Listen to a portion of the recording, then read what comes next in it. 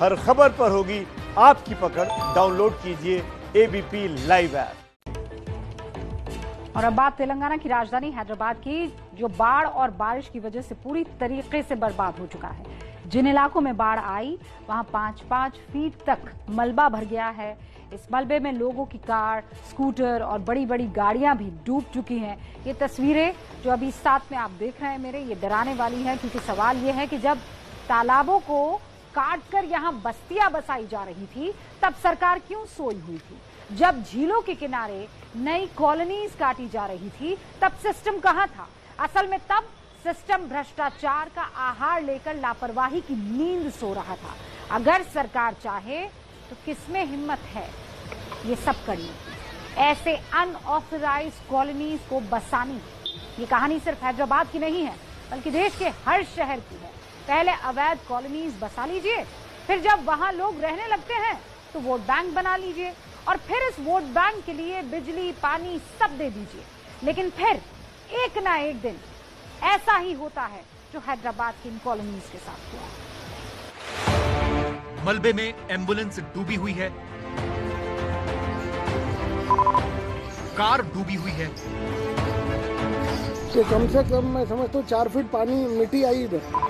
Scooter डूबा हुआ है, गाड़ी है उनकी, हाँ एक्टिवा है सर। किसी का सिर्फ ऊपर का हिस्सा दिख रहा है।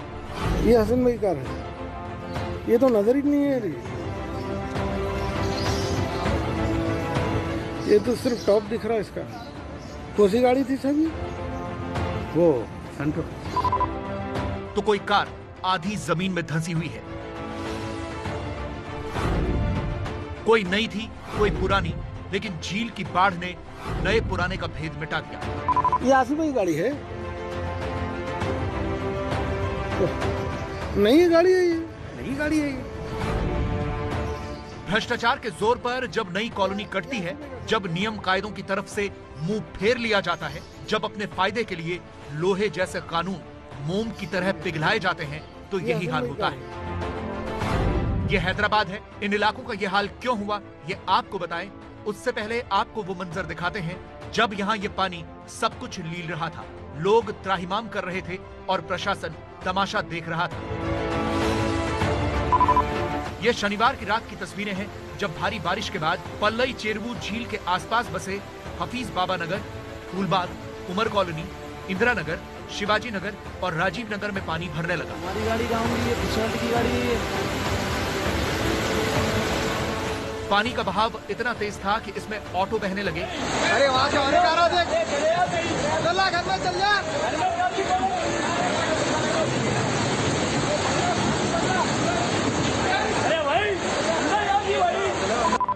उमर कॉलोनी का ये वीडियो छत से बनाया गया है। इस कॉलोनी में जब पानी भर रहा था तब यहाँ के लोग अपने नेताओं को खोज रहे थे। हमारे कॉर्पोरेटर साहब वहाब भाई तक ये वीडियो को पहुंचाए, बड़ी मेहरबानी होती।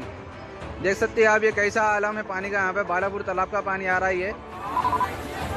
पानी का बहाव बहुत तेज था, रास्ते में जो कुछ भी था वो सब बहा ले गया।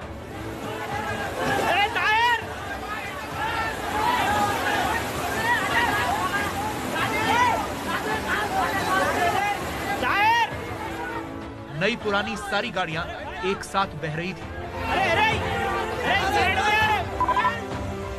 पानी के बहाव का अंदाजा इस वीडियो से लगाइए। यहाँ कुछ महिलाएं इस तेज बहाव में सड़क पार करने की कोशिश कर रही थी, तभी पानी के बहाव में एक महिला गिर गई।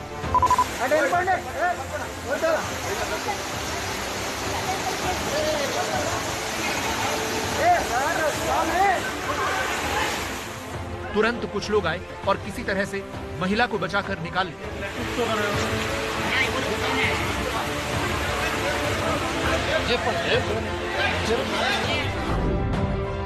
ये तबाही जब रुकी तो इन कॉलोनीज की हालत कुछ ऐसी थी। सड़कों के ऊपर कई फीट तक मलबा जमा हो चुका था।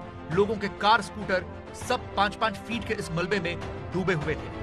पूरी की पूरी कार यहाँ पे आप देखेंगे वो इस वक्त पानी के अंदर जब डूब गई थी और अब जो है अपने पीछे इतना ज्यादा ये मलबा छोड़ गया। पानी भले ही कम हो गया हो, खत्म हो गया हो, लेकिन तस्वीरें ये दिखाने के लिए काफी है कि एंक्रोचमेंट हैदराबाद शहर में इस हद तक बढ़ गया है कि लेक पर लोगों ने घर बनाने शुरू कर दिए हैं।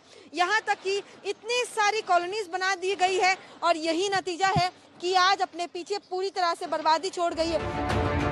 ये सब कुछ इस अतिक्रमण की वजह से हुआ। सवाल तो ये है कि जब झील के बगल में यहाँ कॉलोनी बसाई जा रही थी तब सिस्टम कहाँ सोया हुआ था। ये एक और गाड़ी है जो कि पूरी तरह से मलबे में दब चुकी है और इसे निकाल पाना अब इतना आसान नहीं होने वाला और यही कारण है कि हर जगह जेसीबी का इस्तेमाल किया जा रहा है। एक और गाड़ी आप देखेंगे, ये एम्बुलेंस है जो कि मलबे में इस तरह से धंस चुकी है। एरिया के जो एमएलए है, एमपी है और खुद केसीआर सरकार जो कि डेवलपमेंट की बातें करती है, आखिर क्यों इतनी बड़ी, इतने सारे घर ये कॉलोनीज में इस तरह से बनाए गए और वो भी सिर्फ लेक के बिल्कुल नजदीक। आखिर इजाजत जो है वो सरकार ने क्यों दी ऐसे घर बनाने की? आखिर क्यों हैदराबाद में इतना इंक्रोचमेंट हो रहा है? जो कि बड़ी लेक कभी हुआ करती थी वो अब घटकर एक छोटा सा तालाब बनकर मानो रह गई है। हैदराबाद की इस बर्बादी के पीछे बहुत से कारण हैं। कुछ समस्याएं पुराने शहर की हैं, तो कुछ समस्याएं भ्रष्टाचार और शहरीकरण की देन है।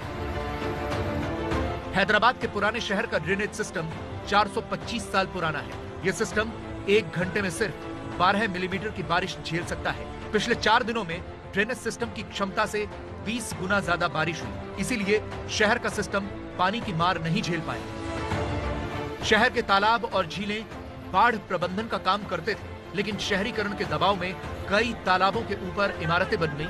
झीलों के किनारे निचले इलाकों में कॉलोनियां काटकर मकान बना दिए गए।